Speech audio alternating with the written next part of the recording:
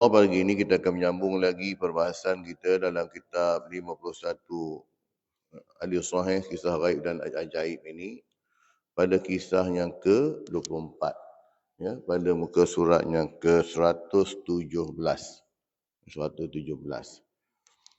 Iaitu tajuknya tentang orang mukmin ditahan di Qantarah. Qantarah, yakni antara syurga dan neraka. Ya. Jadi kita nak tahulah apa yang dimaksudkan dengan Qantarah tersebut. Ya. Jadi kita baca matan hadis ini bersama-sama. Anna Aba Sa'idin Al-Khudri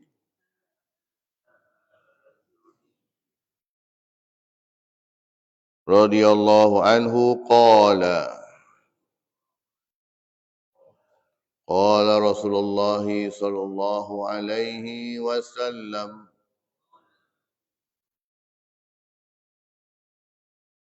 yakhlusul mu'minuna minan nari fayuhbasuna ala qantaratin bainal jannati wan nari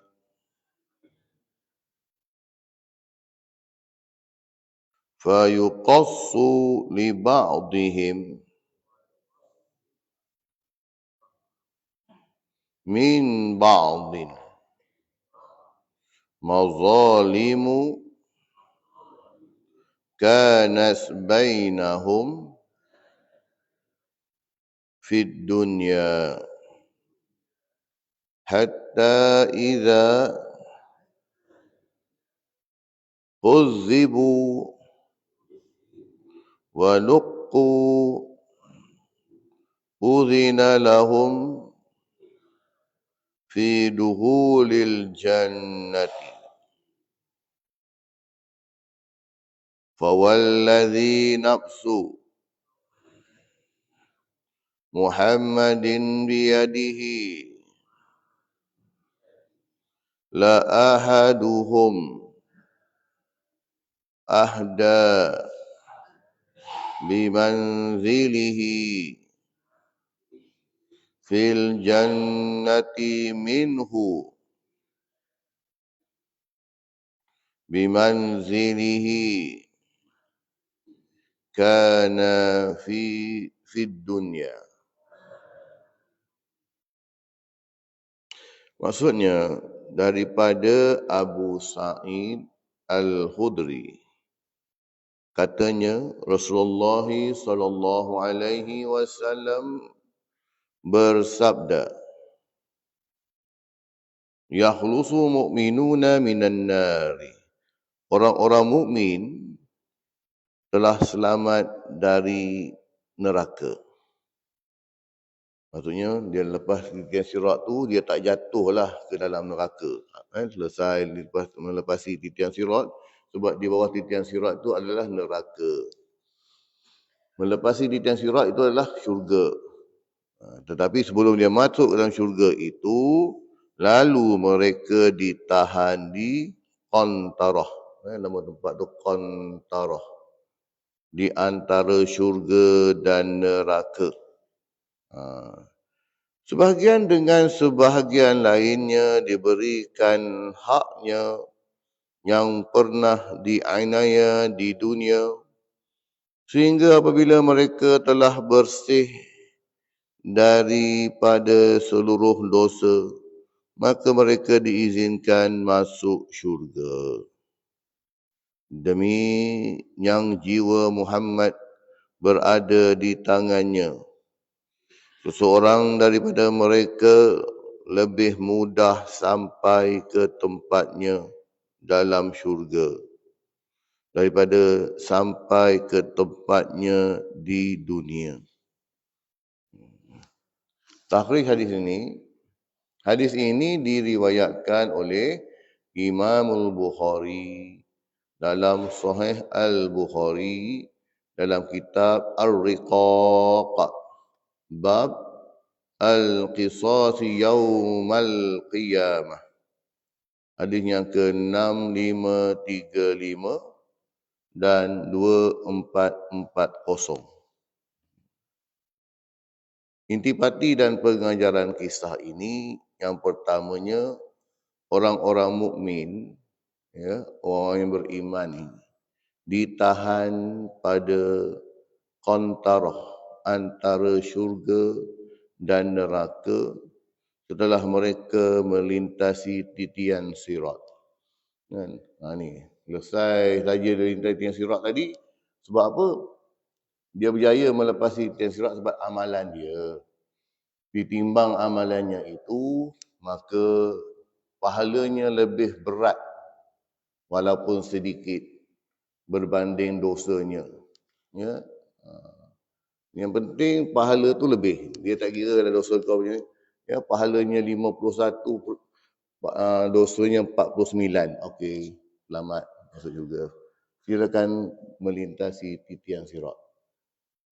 Dia tak kira dah dosa dia biar tak kira. Yang penting pahala tu lebih ya. Jadi bila yang dia ni dalam melintasi titian sirat itu betul ada berbagai-bagai orang kata apa keadaan seseorang itu dia melintasi titian sirat. Ya. Ada yang mana mereka ini melintasi titian sirat tu sepantas kilat. Yang kelajuannya itu dah. Seperti mana yang dinukilkan dalam hadis riwayat Muslim juga, fayamurrul mu'minuna qat-tarfi kal barqi wa qarrihi wa ka'ajawidil khaili war riqab. Maksudnya orang-orang mukmin ni dia akan melintasi titian sirat, ada yang sepantas kelipan mata. Kelajuannya tu kan, kelipan mata sampai. Ada yang melintas seperti titian sirat. Ya, ada yang melintas seperti kilat, al-barqu, kilat. Dan ada juga yang melintasnya seperti angin dan juga seperti kuda yang pantas. Ini orang mukmin nak. Tapi kena ingat, ada juga yang merangkak-rangkak, ada juga yang menerap jalan, ada macam-macam keadaan. Dan itu pada amalan dia tadilah. Kan? Jadi orang yang melintas ni, bila dia berjaya melintasi titian sirat ni, dia punya lega dah. Alhamdulillah, ya Allah, selamat aku dah masuk syurga. Tetapi sebelum dia masuk ke melepasi pintu syurga, ada satu tempat iaitu kontarah. Kontarah ni kira custom terakhir dulu. Cek semua kan. Sebab apa? Apa itu kontarah kan? Jadi kontarah ini ya, ialah tempat ya, di mana dari sudut bahasanya lah kontarah ni bermaksud jambatan kecil ataupun tempat laluan ya, antara dua tempat. Antara dua tempat dia tempat laluan. Ya, yang titian sirat tu cerita lain. Satu tempat lagi. Ya, dalam hadis ni kontarah ni ialah tempat yang mana selepas orang-orang mukmin tadi dia berjaya melepasi titian sirat dan dia ni selamat daripada neraka dah. Namun sebelum mereka masuk ke syurga, makanya dia ada satu lagi pemeriksaan terakhir. Iaitu di tempat tersebut berlaku proses ya, penyucian terakhir orang yang beriman. Nak make sure bahawasanya dalam syurga nanti engkau betul-betul bersih. Sebab tak layak bagi orang yang masuk syurga ni, walaupun ada pada dia sedikit dosa pun sedikit tak layak. Kena bersih betul-betul. Kan? Tadi itu dah lintas tadi, okey dah tadi. Kan dah lintas di surat selamat dah, takkan dah lepas lagi. Kan saya sebut tadi, orang untuk syurga ni ditimbang amalannya. Bila timbang amalannya tadi, kalau pahalanya lebih walaupun sedikit, layaklah bagi dia. Melintasi masuk syurga layaklah. Kan? Dah layak masuk. Tapi dosa yang baki tadi tu, 49 tadi tu. Kan? Kalau tak ada orang tuntut, selamatlah kau. Kalau ada orang tuntut, ini kontarah ni lah tempat tuntut menuntut. Ya, kontarah ni dia tempat tuntut menuntut. Segala kezaliman, penganiayaan, dendam, tuntutan hak dan kesalahan sesama manusia ini akan diselesaikan terlebih dahulu sehingga hati mereka ni benar-benar bersih sebelum memasuki syurga. Jadi jangan salah faham bahawasanya amalan yaumul hisab itu, hari pembalasan itu ditimbang amalan je. Ya, okey, syurga wala lebih silakan, tak ada masalah. Tetapi qantarah inilah tempat tuntut menuntut. Itulah ketika itu nanti orang lagi sikit nak masuk syurga. Ya Allah, aku nak buat tuntutan. Nanti sekejap cik, tunggu ada orang nak menuntut ni. Apa dia? Di dunia dulu ya Allah, dia pernah zalimi aku ya Allah. Dia pernah buat macam ni aku. Dia pernah macam ni ya Allah. Mana? Kan? Aku nak hak aku balik. Aku nak tuntut balik. Nak tuntut dengan apa? Dengan pahala lah. Mana ada lagi dah wang, ringgit apa semua, pound sterling mana ada lagi. Dengan amalan lah, dengan pahalanya tadi. Maka kan dibayar. Kan bayar. Kan? Okey, selesai. Ada lagi? Ada. Oh, orang tu beratur dah. Kan? Dia macam ni tuan, sebab qantarah ni. Ya, tempat yang terakhir. Jadinya, orang yang belum lepas ni, dia nak tuntut lah apa benda lah. Janji aku lepas, itu ya. Paling kurang kalau tak dapat masuk syurga pun, paling kurang dosa aku kurang. Itu ya. Dia akan cari ruang lah. Ya. Sebab tu nak masuk syurga ni betul-betul bersih daripada dosa apa semua kan. Makanya barulah dia selamat. Tu kata qantarah tadi tu. Ya. Tempat mana untuk penyelesaian kali terakhir. Ya, penyelesaian kali terakhir. Sebab tu dalam surah Al-Hijr juga sebut, ya. A'udzubillahi minasyaitonirrajim. Wa naza'na ma fi sudurihim min ghillin ihwanan ala sururin mutaqabilin. Dan kami cabut segala dendam dan hasad dengki yang berada dalam dada mereka ni. Makanya mereka menjadi bersaudara dan duduk berhadapan di atas pelamin-pelamin yang indah ni. Ya. Maksud dia apa? Ayat ni nak bagi tahu kita bahawasanya penghuni syurga ni, sebelum dia masuk ke syurga, dia bersihkan dahulu daripada sifat dendam, hasad dan kezaliman. Kiranya tadi dia dah bayar hutang, bayar, tengok. Maksudnya masih lagi okey. Pahalanya tetap lebih. Okey, silakan boleh masuk boleh masuk. Sekiranya dia dah bayar hutang banyak lah kan. Ambil. Nampak, ya Allah, aku punya pahala lagi sikit lah nak habis. Kan? Lagi sikit nak habis, ya Allah. Ada dia orang tuntut negatif. Jadi elok ada seronok lah dapat melepasi titian sirat lah. Tak, kau masuk neraka balik. Kan? Nak tuntut balik. Supaya bersih betul-betul. Kan? Supaya bersih betul-betul. Sebab tu hari pembalasan ini, Yaumul Jaza' ini, dalam surah Ghafir, ayat yang ke-17 juga menyatakan, Al-yawma tujza kullu nafsin bima kasabat, la zulmal yawm. Pada hari ini setiap jiwa ni dia akan diberi balasan dengan apa yang diusahakannya. Ya, tidak ada kezaliman pada hari ini.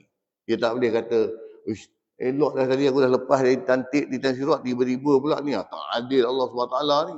Sebab apa? Aku tadi kan dah lepas dari sirat, patut untuk syurga. Betul. Tapi bagaimana dengan tuntutan orang yang kau melakukan kezaliman ke dunia? Dia pun nak tuntut hak dia. Dia pun nak tuntut hak dia. Di dunia tu kau buat macam ni, kau fitnah dia, kau ni kan dia, kau sekat dia macam ni, buat macam ni. Ya? Dia nak tuntut hak dia. Semua orang akan menuntut hak. Jadinya tak adil lah kalau dia kata berlaku zalim kat atas dia sebab pahala dah banyak. Pahala banyak tadi tu kau kumpul, rajin mari masjid, rajin dengar kuliah, rajin bersedekah, rajin baca Quran. Memanglah. Itu amalan ifradi kita. Personal punya amalan. Ya. Jadi pahala ni memang kita kumpul pun. Jadi bila dikumpul, kalau tidak ada masalah sesama manusia, selesai di akhirat. Selesai di akhirat tu. Kan? Tak ada masalah lah. Sebab kita dah kumpul pahala, dalam masa yang sama, kita juga tidak ada masalah dengan orang lain. Sila, selamat lah. Selamat, sila kan. Kan? Masalahnya ialah orang ni rajin pergi masjid, rajin bersedekah, rajin dengar kuliah. Rajin juga maki orang. Rajin juga fitnah orang. Kan? Ada orang macam ni. Rajin juga ambil hak orang. Pahala dia buat, tak ada masalah, itu hak dia di dunia. Engkau solat berjemaah dapat 27, duduk saf pertama, kedua, ketiga dapat saf para malaikat, pahala lagi bertambah.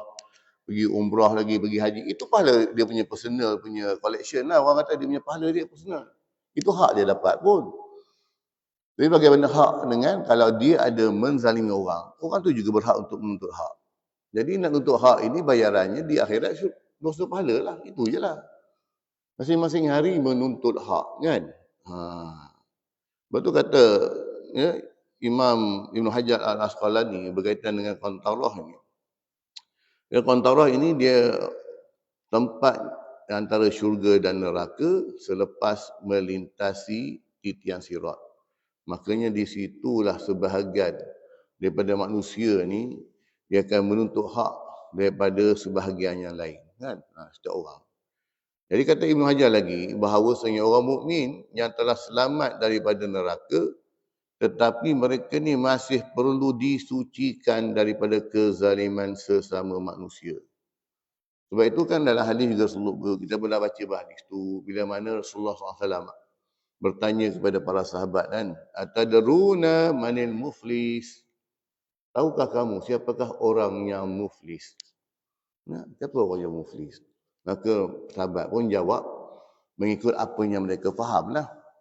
Al-muflisu laisa lahu min dinarin wala dirhamin.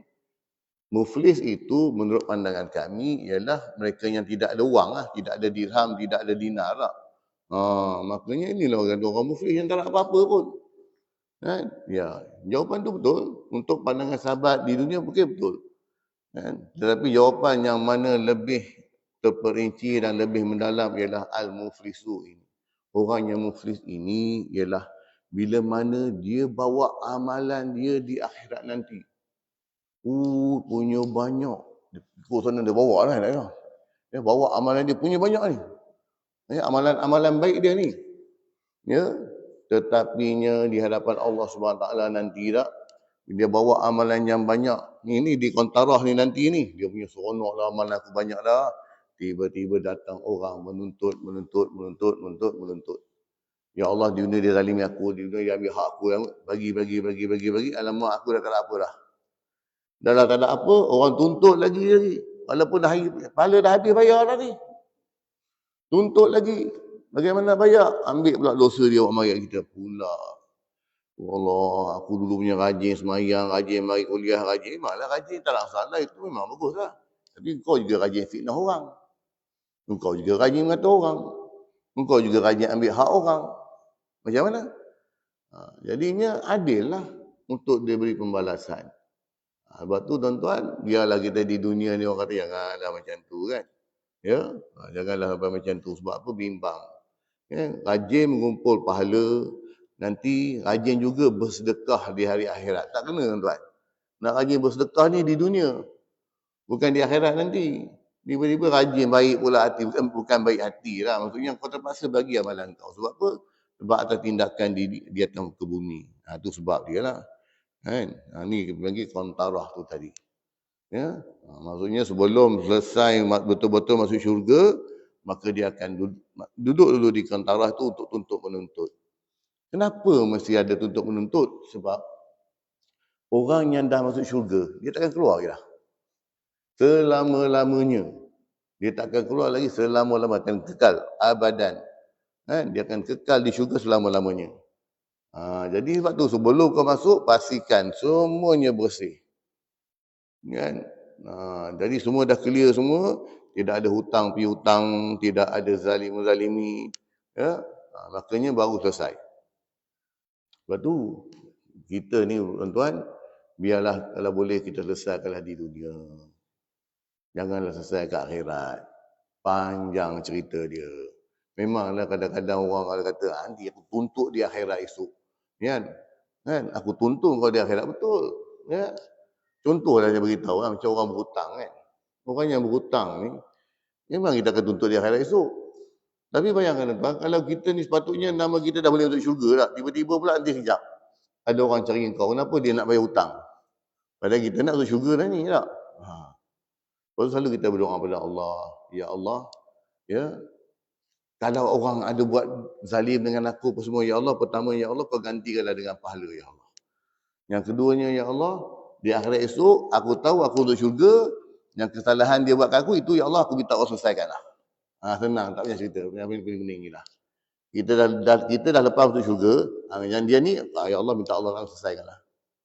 Supaya apa, nanti tak payah nak pening-pening kepala kita. Tengok.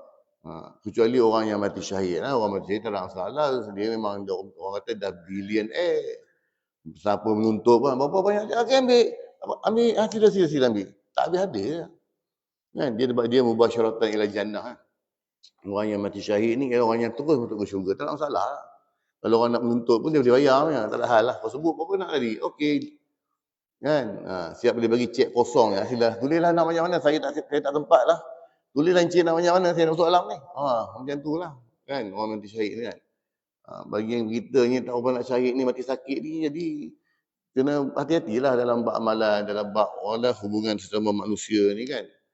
Ambil dalam bab pengambilan hak, dalam bab menzalimi, dalam bab menganiaya, hati-hati kan. Yang keduanya pula, intipati dan pengajaran kisah ini, ya, di tempat ini ni, yang ni kontarah lah. Allah SWT ni, ya, qisas ataupun pembalasan dan membalas hamba-hambanya, ya, sehingga mereka disucikan, kerana seseorang tidak akan memasuki syurga jika dirinya masih mempunyai hak orang lain yang belum ditunaikan. Jadi itu kata tadi. Ya. Bila mana dia belum ada lagi masalah di dunia ni yang belum selesaikan, makanya dia kena selesaikan. Kan?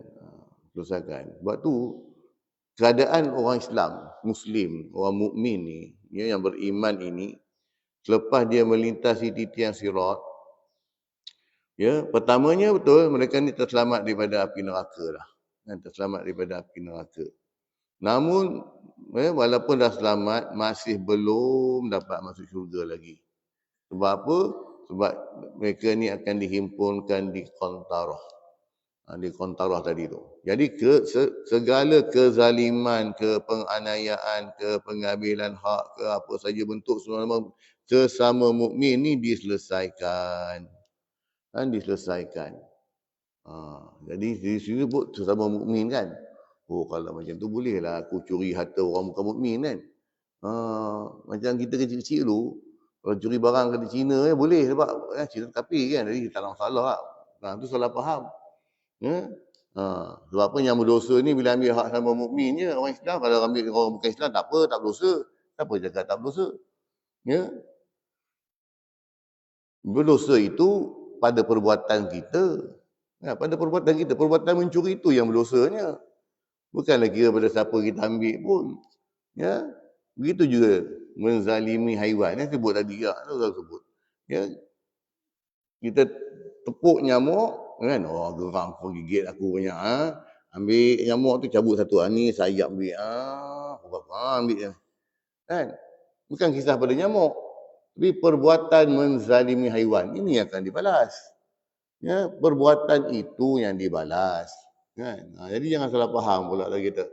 Aku ambil hak orang Islam, orang bukan Islam boleh. Sebab dia orang ni dah confirm neraka dah. Dah, memanglah. Kita ni perbuatan itu yang salah. Ya, bukan atas siapa yang kita buat itu. Itu pentingnya. Dalam orang kata pengajaran pada hadis ini nak beritahu bahawasanya hak manusia ni terutamanya sangat besar di sisi Allah.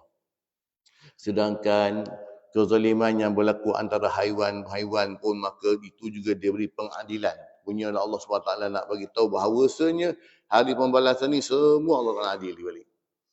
Walaupun kambing dengan kambing tak ada apa benda pun, dia haiwan mana dapat, tapi nak tunjukkan keadilan Allah SWT ni, makanya Allah SWT akan beri pembalasannya.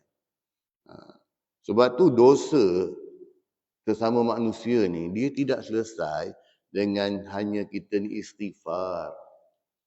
Ya. Istighfar itu kadang-kadang dosa hati kita, dosa kita dengan Allah SWT. Terlewat semayang ke, dosa-dosa jenis orang kata memang kita boleh taubat dengan Allah SWT lah. Tetapi sesama manusia ni tidak. Tidak. Bayangkan kalau dia memfitnah sama manusia kan. Yang dia tak selesai. Kalau yang difitnah tu orang yang telah meninggal dunia pula. kan, makanya lagi tak selesai lah. Bertaubatlah pada Allah SWT kan, tak selesai. Kan? Nak minta maaf pada waris pun, kalau waris ada lah. Kalau waris tak ada, dan kalau waris ada pun, waris pun dia akan jawab.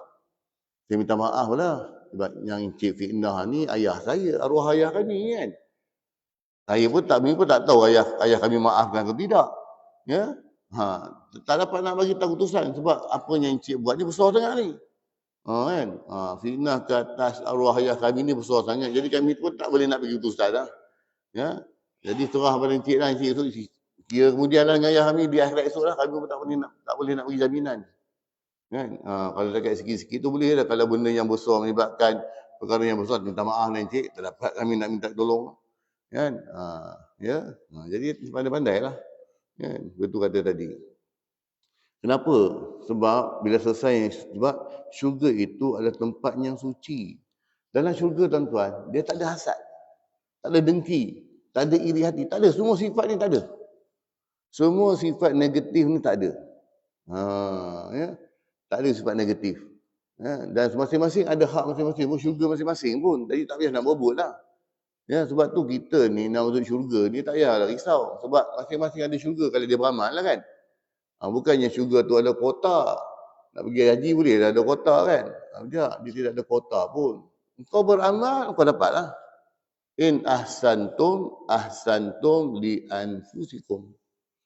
Kamu melakukan kebaikan dan kebaikan itu untuk dirimu, untuk kamu. Wa in asatum falaha. Kalau kau buat jahat, kau hadap sendiri lah. Kan? Kalau kau buat jahat, kau hadap sendiri lah benda ni tak. Tapi kalau kau buat kebaikan, makanya kau dapatlah kebaikan tersebut. Kan? Dapatlah kebaikan tersebut. Itu kata tadi tak. Dan yang ketiganya pula, intipati dan juga pengajaran daripada hadis ini tadi, orang yang memasuki syurga lebih mudah sampai ke tempat tujuannya di dalam syurga. Dah masuk syurga nanti tak? Dah masuk syurga nanti, dia nak ke mana-mana sempat semua mudah aja bagi dia lah. Kan? Mudah bagi dia. Berbanding dengan tempat tujuannya semasa di dunia dahulu. Ya, di dunia dahulu nak pergi ke sini, naik kereta, sana naik kapal terbang, tidak di syurga. Ya. Tapi kadang-kadang ada orang saya pun tak faham kan. Ya, kadang-kadang dia cerita ke orang kan. Kalau dia ni orang ni duduk ceramah-ceramah sini, duduk cerita ke orang tentang apa, dia nak cerita pasal kecepatan tu tadi tak. Tu di akhirat lah nanti. Ya, ni sebut sini tadi ni. Dia masuk syurga, dia nak ke mana-mana pun semuanya mudah. Tidak seperti di dunia lah. Naik kereta, naik basikal, naik apa semua kenderaan kan. Jadi nak cerita pula ke orang kat dunia kata, saya pun ada juga tuan ilmu tu tak. Ilmu apa dia ada ni? Dia ada, saya ni ada ilmu lipat bumi. Dengar tu kan, ilmu lipat bumi, ilmu lipat masa, ilmu lipatkan malaikat tak ada pula. Kan? Melipat kerja ni tak. Kan? Tapi benda ni perlu dibuktikan lah. Kalau betul kau ada tak. Ya, sebab kalau benda ni ada, dapat pada orang biasa-biasa ni ya. Kan? Dia kata dia wali ke, dia apa ke tak. Ya. Maksudnya dia nak satu tempat tu mudah. Zuhur di Masjid Putih. Kan? Sekarang asal kan orang jumpa dekat Mekah pula. Kan? Lepas asal jumpa Mekah pula, lepas ni jumpa dekat ni pula. Jumpa dekat Amerika pula. Kan maghrib kan, dari sini balik, dengar kuliah balik. Kan? Boleh pula macam tu. Dia nak beritahu macam tu pula. Kita kena faham lah. Kalau benda ni ada. Kan? Tak kisahlah kalau dia dengan muka serius pun dia kata, betul ada. Kalau betul ada, saya nak bawa, saya pun nak rasa juga. Tolong bawa. Kan? Kalau benda ni ada tuan-tuan, yang Rasulullah pergi berhijrah ke Madinah tu beria, duduk menyorok dalam gua Sur 3 hari. Naik unta lagi dengan Abu Bakar. Dengan Abdullah bin Fuhairah. Seorang penunjuk jalan tu buat apa? Kalau benda ni Allah tak nak bagi ya. Itu yang Rasulullah beria, nak pergi turun nyorok tu dalam gua Sur. Kemudian baru tolak, ambil masa 12 hari tau. Nak sampai ke Quba tau. Tiba-tiba hamba Allah ni dia kata dia ada ilmu melipat bumi pula kan. Kita tahu ilmu lipatkan malaikat ada lah. Tak pun kita lipat je dia ni. Timbang deras sangat. Sebab apa cerita kat orang lah. Bila minta bukti sekarang, tuan-tuan saya minta maaf lah. Tuan-tuan bukan makam tuan-tuan ni. Dia kira kami je lah. Boleh kira je lah. Cuba fikir tengok. Ya. Sebab tu kadang-kadang kita dengar cerita-cerita kisah para wali ni. Kadang-kadang banyak yang tak betul. Ya. Bukan ada yang betul. Hamba yang soleh memang ada. Dia pun tak cerita ke orang pun. Tapi orang yang cerita ke orang ni.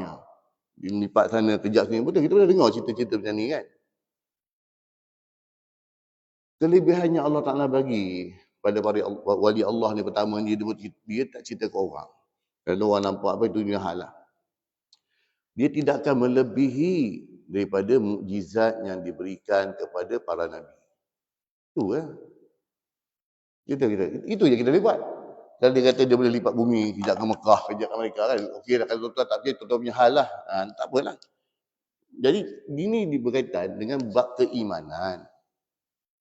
Macam mana kau boleh dapat? Rasulullah pun tak dapat. Rasulullah pun pergi berhijrah, naik unta, naik kenderaan, ambil tempoh masa yang lama. Itu kena fikir. Apa kelebihan kau sangat ni yang Allah bagi ni? Tuan-tuan, kita tak tahulah benda tu tuan-tuan. Jadi kena dibuktikan lah. Kalau betul dia ada lah. Nanti tuan-tuan tak percaya, tuan-tuan tengok. Okey, sangat sini kan. 2 orang tuan tengok, saya buat video call dari Mekah. Tuan-tuan tengok betul tak betul, kalau saya tipu lah. Okey, pulang. Kan? Itu tu pun kena fikir lagi. Kan? Kita kena fikir lagi, itu kadang-kadang itu bukannya daripada bentuk orang kata karamah. Kadang-kadang dalam bentuk apa? Dalam bentuk sihir. Tak tahulah kan. Jadi itu. Kadang-kadang itulah manusia tak. Kita risau. Tak perlu pun. Seorang orang yang soleh ni pertama, dia tak perlu hebohkan apa pun, nak ceritakan tentang itu. Sebab dia tahu. Saya sebut dulu. Kalau para wali Allah ni, Allah Ta'ala bagi dia karamah. Dia nak cerita ke orang, dia malu. Dan dia takkan cerita pada orang. Apa kelebihan yang dia ada pun. Kan? Uwais Al-Qarni. Yang mana Rasulullah sebut nama dia. Tak. Kalau kau jumpa dengan orang ni, kau minta dia doakan kau. Bayangkan. Itu yang sahabat cari. Umar pun cari dia. Sayyidina Ali pun cari dia tak. Sanggup tunggu musim-musim haji ni sebab nak jumpa dengan dia. Sebab Rasulullah kata. Kan? Ni para sahabat ni. Para sahabat. Sanggup jumpa dengan Uwais Al-Qarni. Uwais Al-Qarni itu dia taraf tabi'in ni. Kan? Sebab dia tak pernah jumpa, tak pernah bertemu dengan Rasulullah pun. Kan? Tapi itu kata tadi tak. Sebab Rasulullah sebut. Dia pun merendah diri cukuplah, tak mau tunjuk orang. Sebab bagi para wali ni, karamah yang ada pada mereka ni seolah-olah macam aib. Benda yang malu. Tak sebab apa. Tak tahulah kenapa Allah Ta'ala bagi aku. Sebab aku ni pun dosa banyak. Dosa banyak. Aku pun banyak masalah. Bila Allah Ta'ala bagi benda macam ni, dia rasa malu. Dia tak rasa tak layak pun untuk diri dia kan. Tiba-tiba orang yang ni, dia boleh cerita ke orang pula. Tuan-tuan, saya ni tak. Dia boleh cerita ke orang. Lain kalau orang cerita pada orang bukan daripada mulut dia sendiri kan. Tak tahulah kan. Jadi berhati-hatilah. Ya. Sebab apa tuan-tuan? Orang yang ini syurga. Yang boleh yang jadi nak lipat bumi, lipat apa semua ni dalam syurga nanti. Orang yang memasuki syurga tadi lebih mudah dia sampai ke tempat tujuannya di dalam syurga berbanding dengan tempat tujuannya semasa di dunia dahulu. Ya, itu je lah. Ya. Di dunia dulu memang betul dibahagiakan pada kenderaan.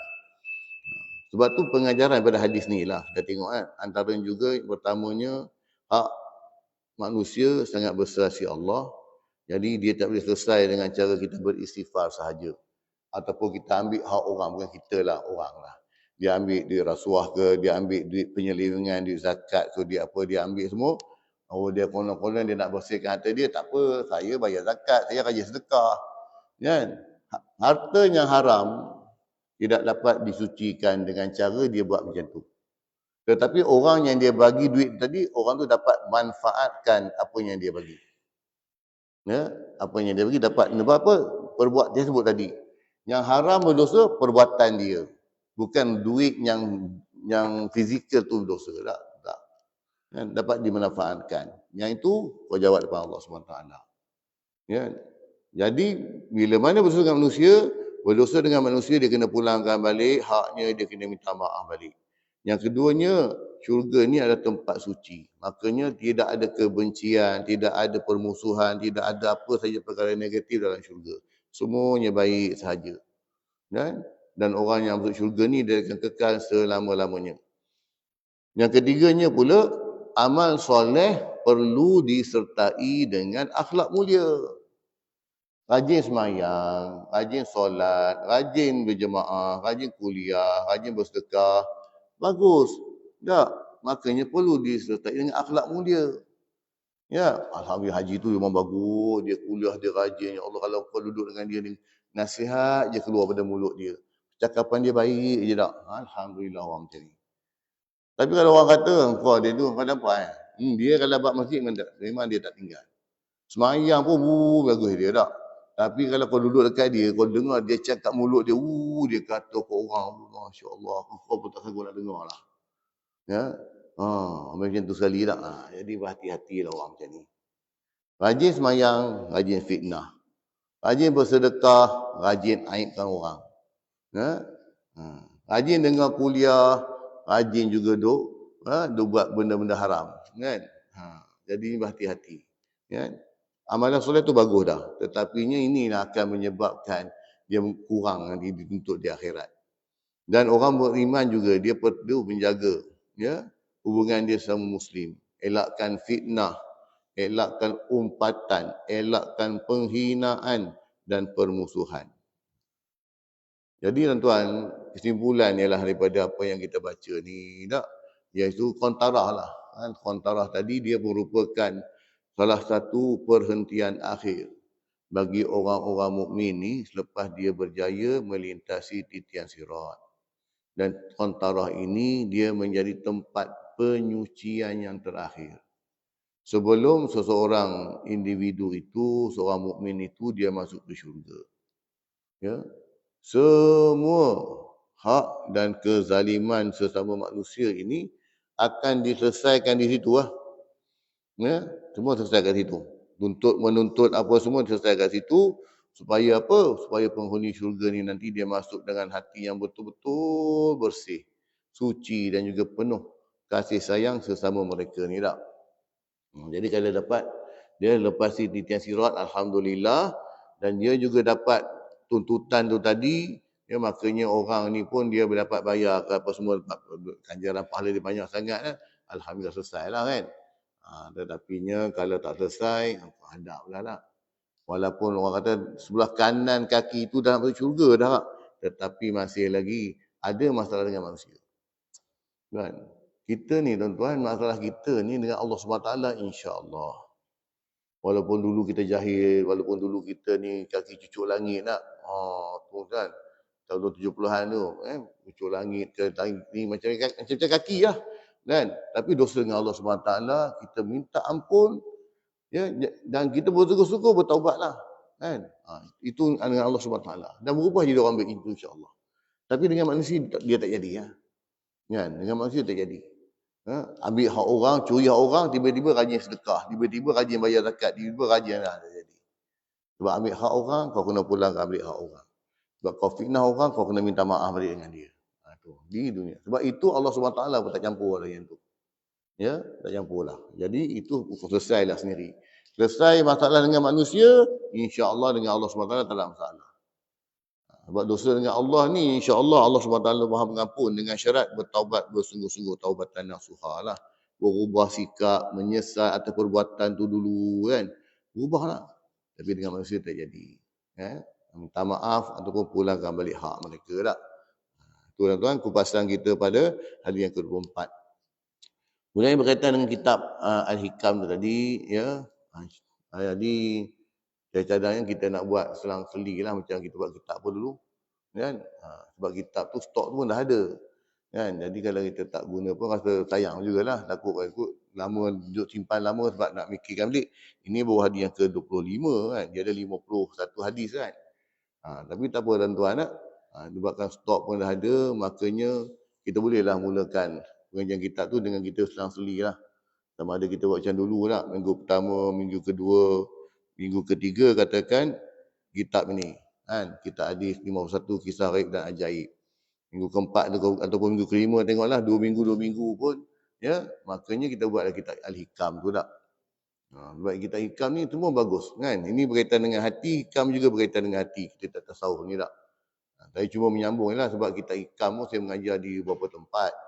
Tapi setiap tempat saya ngajar semua kitab hikam lain-lain. Sebab kitab hikam ni banyak version. Dan saya suka buat macam tu pun. Sebab dia benda yang baru kan. Jadi kita dapat tengok, oh kitab ni kupasan dia macam ni. Kitabnya hikam yang tu, kupasan dia macam ni. Tapi yang kita nak baca kitab hikam ni, kitab syarahan Dr. Zul. Kan? Dr. Zulkifli Al-Bakri kan. Jadi sebenarnya, insya-Allah lah, tidaklah sukar sangat. Sebab saya dulu pun, mula-mula saya mengajar kitab hikam pun, memang saya rujuk pada kitab Dr. Zul ni. Kan? Ini 10 tahun yang lalu lah saya mengajar kitab ni kan. Pasal jilid pertama. Jilid kedua tu memang dah tak ada. Tapi saya sempat beli jilid yang kedua warna hijau tu. Lepas tu memang dah tak keluar lah. Kan? Itu yang kita pakai, kita print balik tu. Tapi cantik lah tuan. Ya, jadi kalau tak ada masalah apa-apa semua, ya, maka kita boleh lah lepas Raya Haji esok lah. Kan? Haji esok tengok, kita buat minggu yang, maksud saya, ada buat minggu ketiga keempat. Ya, minggu ketiga atau keempat. Minggu pertama kedua kita turun kitab ni.